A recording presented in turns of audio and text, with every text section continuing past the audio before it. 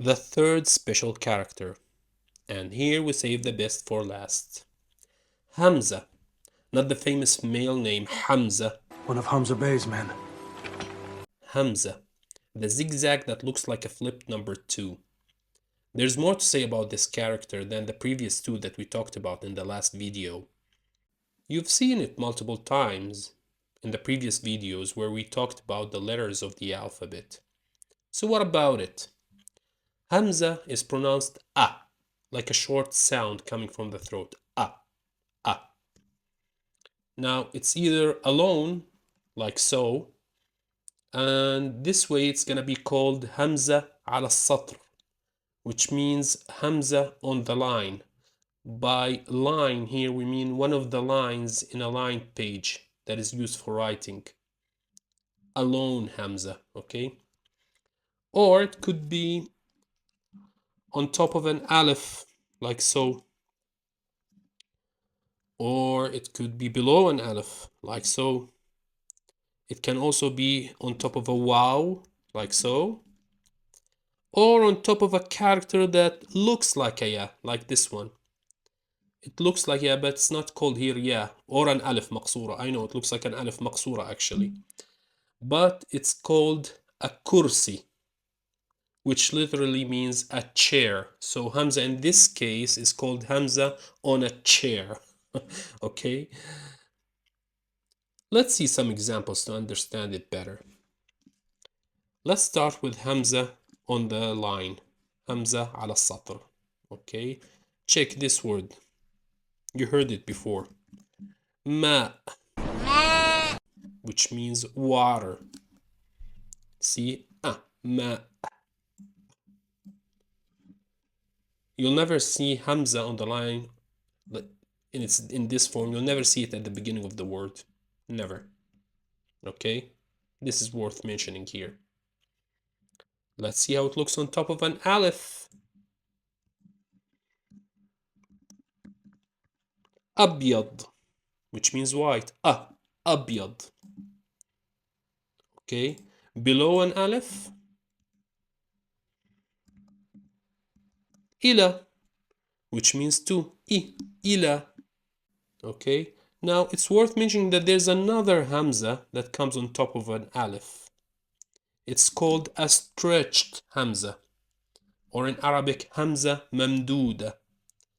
It looks like a tilde, like so. Here, let me put it here. See how it looks? This one, on top of an aleph. Looks like a tilde, and it's pronounced longer than an aleph without a Hamza. As if, you put two alifs beside each other. One with a Hamza and one without.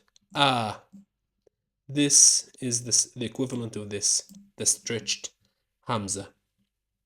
Okay, an example about this one. Amin, which means amen. Okay, or a name, let's put a name. Adam, the father of all humanity. Okay, now let's look at Hamza on top of a waw. We want to see an example. Su'al, which means a question. Notice the pronunciation. Su'al. Su'al. If you have any su'al, comment below. Now, on a chair, dhi'b, which means a wolf. Dhi'b. See? Dhi'b. And Hamza on a chair here. Notice the pronunciation. Short voice, short sound coming from the throat. Try to practice it as much as you can. Now, Hamza, whether on a waw or on a chair, okay, will never come at the beginning of the word. So if Hamza will come at the beginning of the word, it's strictly gonna be on top or below an aleph. As you saw, this is a small character, yet there was a lot to say about it. So let's recap. Hamza on the line, which never comes at the beginning of the word. Hamza on top of an aleph. There's Hamza below an aleph. There's a stretched Hamza.